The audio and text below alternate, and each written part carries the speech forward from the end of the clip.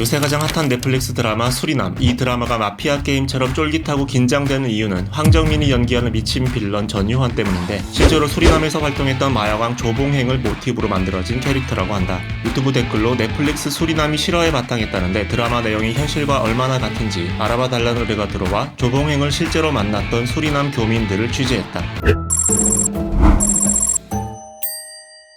남미 대륙 북부에 위치한 인구 60만의 나라 수리남. 사실 드라마 보기 전엔 이름도 생소한 이 나라가 어디 붙어 있는지도 몰랐는데, 수리남은 네덜란드 식민지였다가 1975년 독립했고, 한국전쟁 당시엔 네덜란드군 소속으로 참전한 수리남 출신 군인도 있을 정도로 우리나라와의 인연이 없는 건 아니다. 암튼 마약왕 조봉행의 범죄 행각을 모티브로 한 이 드라마 관련해서 이것저것 취재해봤는데, 1970년대부터 수리남에서 살고 있는 한인 회장과 극중 배경인 2000년대 말 수리남에 거주했던 교민에 따르면 역시 드라마와 현실은 크게 달랐다. 첫째, 주인공 강인구가 수리남으로 넘어가게 되는 계기인 홍어 수출 사업은 실제로는 불가능했다고 한다. 수리남 앞바다에서 홍어가 소량 잡히긴 했지만 수출되거나 유통될 만한 양은 아니었다는 게 교민들의 설명이다. 홍어는 수리남에 전년 유통이 되지 않았습니다. 투로를 하게 되면 밑에 같이 잡아 올라오는 게 홍어가 있었는데, 그건 아주 잡으라고 취급을 하는데 아주 적은 숫자입니다. 전년 커머시알로 여기서 그걸 팔 수 없고요. 홍어가 몇 마리 잡히는 날엔 선원들끼리 간단히 회를 쳐서 먹는 정도지 그걸로 누가 사업을 한 적은 없었다는 거다. 수리남에서는 홍어 대신 새우가 많이 잡히는데, 이곳에 한인들이 많이 오기 시작한 것도 1970년대 국내 원양 어선들이 새우잡이를 하러 대거 진출하면서부터였다고 한다.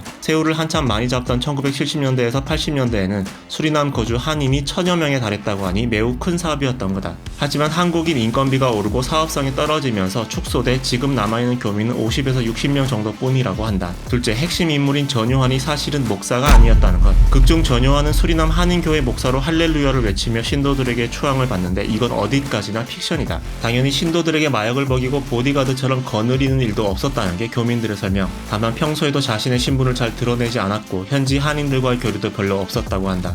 한번 그 집에 한번 갔었어요. 만날 길이 있어서 명절인가 언제 인자차 명절 날 나누라고 한번 가서 만난 적은 있었어요. 제가 물으니까 대답도 안 하고 그냥 놀고 있습니다 그러더라고요. 자기가 어떤 일 하는지 좀 명확하게 주변에 밝히진 않은.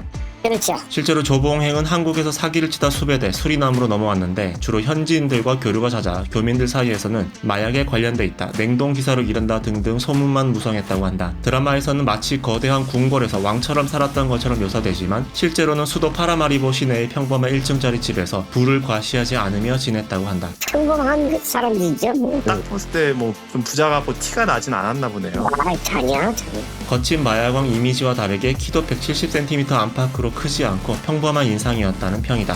특이할 얼굴은 아니고요. 그냥 평상 얼굴이었습니다. 뭐 잘생겼다기보다는. 2011년 한국에서 10년형을 선고받은 조봉행이 지난해 복역을 마치고 수리남으로 돌아갔다는 설도 있는데, 조봉행을 취재하다가 그가 교도소에서 복역 중이던 2016년 4월 지병 악화로 사망했다는 사실을 알게 됐다. 수많은 피해자를 낳은 마약왕의 최후는 이토록 허무했다. 드라마에서 중국 갱단 수장으로 나오는 첸진의 주 무대 차이나타운도 실제로는 존재하지 않는다고 한다. 수리남에 중국인들이 여럿 있기는 하지만 단체로 모여 사는 마을이나 거리는 없다는 거다. 이렇게 현실과 다른 점이 있지만 드라마가 수리남을 전면에 내세우는 데다 마약과 폭력 장면을 자극적으로 묘사하면서 현지에선 반발도 나오고 있다. 심지어 수리남 외교 장관이 공식적으로 넷플릭스가 수리남을 마약 국가로 몰아넣고 있다며 법적 조치에 나서겠다고 밝힌 상황. 하지만 드라마적 설정이나 과장은 있겠지만, 조봉행이 수리남에서 대규모 마약 밀매 사업을 벌인 일, 다수의 피해자들을 속여 코카인 운반책으로 활용한 범죄 행각, 마약과 연루돼 있던 반군 출신의 데시 바우테르스 전 수리남 대통령과 당시에도 친구 사이였다는 건 엄연한 사실이다.